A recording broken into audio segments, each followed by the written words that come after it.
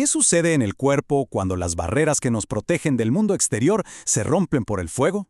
Bienvenidos a Código 24/7, Claridad y Criterio Clínico. Soy el Dr. Nicky y hoy vamos a desglosar un tema fundamental en el cuidado crítico. Bueno, esta pregunta es el punto de partida para entender un verdadero caos fisiopatológico. Miren, una quemadura grave no es para nada una simple lesión de piel, no. Es un golpe sistémico brutal que desata una cascada de eventos que ponen jaque a cada órgano del cuerpo. Entender esta batalla, créanme, es el primer paso para poder ganarla. En nuestro análisis de hoy vamos a seguir el camino del paciente quemado, desde ese primer contacto crítico hasta el manejo más complejo en la UCI. Vamos a cubrir 4 áreas clave. Primero, la evaluación y estabilización inicial. Segundo, la lucha contra el shock. Tercero, el soporte integral en cuidados intensivos y finalmente, esas lesiones especiales que nos obligan a pensar fuera de la caja. Muy bien, entremos de lleno en la primera fase. Aquí el tiempo es oro. De hecho, es más que oro, es vida. La evaluación primaria, el famoso ABCDE del trauma, es nuestro pilar. Antes siquiera de pensar en la quemadura, hay que asegurar la vida del paciente. Una vez que tenemos la vía aérea, la ventilación y la circulación bajo control, solo entonces nuestro siguiente paso es dimensionar con la mayor precisión posible la magnitud del daño. A ver, lo interesante aquí es cómo la clínica nos da todas las pistas para diferenciar la profundidad. Y esto tiene unas implicaciones pronósticas gigantes. Por un lado, una quemadura de segundo grado superficial, la que vemos húmeda, con ampollas, duele, y duele muchísimo, pero suele curar bien. Ahora, del otro lado, una profunda es más bien seca, blanquecina y, ojo con esto, con la sensibilidad disminuida porque las terminaciones nerviosas ya están tocadas. Esta última va a tardar mucho más en sanar y casi con seguridad va a dejar una cicatriz importante, lo que ya nos grita que probablemente va a necesitar un injerto. Una vez que tenemos la profundidad, necesitamos saber la extensión. Y para eso tenemos 2 herramientas súper prácticas. Primero, la regla de la palma. Es perfecta para un cálculo rápido de quemaduras más pequeñas o esas que están dispersas. La idea es simple. La palma de la mano del paciente, con sus dedos, es más o menos el 1% de su superficie corporal. Luego, para quemaduras más grandes en adultos, usamos la regla de los 9. Nos da una valoración muy estructurada y rápida, que es la base para el siguiente paso, que es, por supuesto, el cálculo de los fluidos. Entonces, un punto crucial es saber cuándo este paciente necesita sí o sí una unidad especializada. Y no se trata solo del porcentaje, Como vemos aquí, quemaduras en áreas funcionales críticas, piensen en la cara, las manos, los pies, las grandes articulaciones, son un criterio clarísimo de derivación. También las lesiones por electricidad, por químicos o la simple sospecha de que hubo lesión por inhalación. Y presten mucha atención a la última, una quemadura circunferencial. En un brazo, una pierna o el tórax puede actuar como un torniquete. Es una emergencia quirúrgica que necesita un experto de inmediato. Pasemos ahora a la segunda fase, la que realmente define el pronóstico en las primeras 24 horas. Aquí nos enfrentamos al enemigo número 1, el shock por quemadura. Es una carrera contra el reloj para reponer el volumen intravascular que se está fugando masivamente hacia el espacio intersticial. El shock por quemadura es como una bestia de 2 cabezas. Por un lado, es hipovolémico, porque se pierde plasma a chorros, y por otro, es distributivo, por la tremenda vasodilatación sistémica. La consecuencia, una hipoperfusión tisular severa. Si no hacemos una resucitación con líquidos de forma muy agresiva, los órganos empiezan a fallar, y algo crítico, la zona de la quemadura que todavía era viable, se necrosa, profundizando la lesión de forma irreversible. Para arrancar la resucitación, la fórmula de Parkland sigue siendo el estándar. Es sencilla y muy efectiva. El cálculo es 4 mililitros de Ringer lactato, lo multiplicamos por el peso del paciente en kilos y por el porcentaje de superficie corporal quemada. Pero la clave de verdad está en el ritmo de infusión. La primera mitad de todo ese volumen se pasa en las primeras 8 horas. Ojo, contadas desde el momento de la lesión, no desde que el paciente llega al hospital. La otra mitad se pasa en las siguientes 16 horas. Pero, y esto es fundamental, que quede bien claro, Parkland es solo el punto de partida. La resucitación moderna es dinámica, es guiada por metas, y esta tabla lo ilustra perfecto.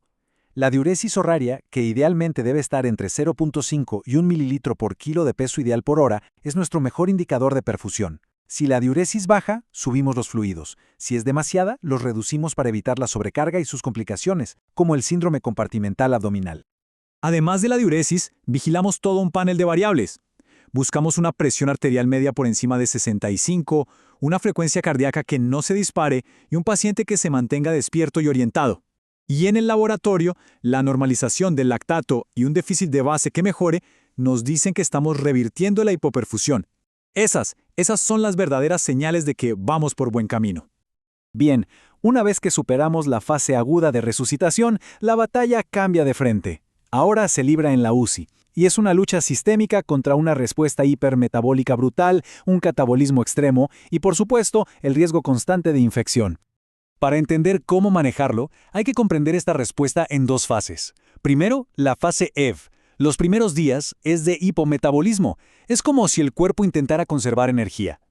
Pero luego se desata la fase Flow, una verdadera tormenta hipermetabólica que puede durar semanas o incluso meses. El consumo de oxígeno y el gasto de energía se duplican o triplican, y el cuerpo literalmente se consume a sí mismo, sobre todo la masa muscular. La única forma de frenar esto es con un soporte nutricional muy agresivo y sobre todo temprano. Lo ideal es por vía enteral, empezando en las primeras 6 a 12 horas. La fórmula de Curreri nos da una buena estimación de las calorías que se necesitan, y la meta de proteínas es altísima. Estamos hablando de 1,5 a 2 gramos por kilo al día. Necesitamos proveer todos esos ladrillos para la cicatrización y para intentar preservar la masa muscular.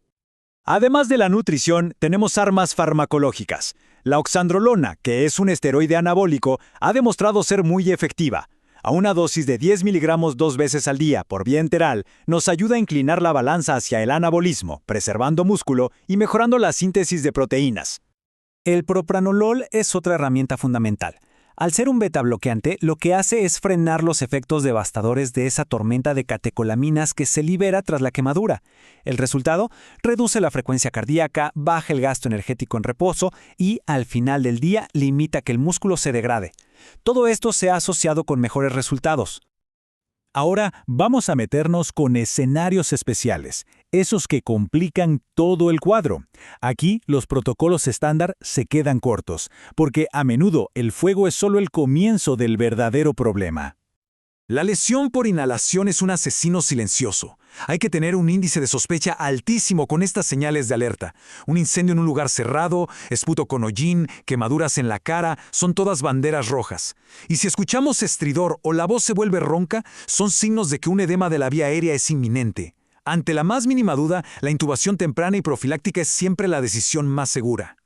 Y esta línea de tiempo es perfecta para ilustrar el efecto del monóxido de carbono. A medida que suben los niveles de carboxihemoglobina, la toxicidad avanza desde un simple dolor de cabeza hasta el colapso y la muerte. Es un veneno que asfixia a los tejidos. El tratamiento es uno solo: oxígeno al 100% para sacar al monóxido de carbono de la hemoglobina, lo que reduce su vida media de horas a solo minutos. Este número lo cambia absolutamente todo. Una lesión eléctrica de alto voltaje, por encima de 1000 voltios, es un animal completamente diferente. Aquí, la quemadura que vemos en la piel es solo la punta del iceberg. La corriente viaja por dentro, siguiendo los nervios y los vasos sanguíneos, y causa una destrucción de tejido masiva que no se ve por fuera. Las complicaciones son gravísimas y sistémicas. El paso de la corriente puede provocar arritmias letales, así que la monitorización cardíaca continua es obligatoria. La destrucción masiva de músculo causa rabdomiólisis, que libera mioglobina y puede taponar los riñones, llevando a una falla renal aguda. Y además, el edema profundo dentro de los músculos puede generar un síndrome compartimental, una emergencia que requiere abrir la fascia quirúrgicamente para liberar la presión. En resumen, si nos tenemos que llevar algo a casa, es que el manejo del gran quemado se apoya en estos 4 pilares. Primero, una evaluación rápida y precisa para clasificar bien la lesión. Segundo, una resucitación con líquidos inteligente. Empezamos con una fórmula, pero la ajustamos con metas clínicas.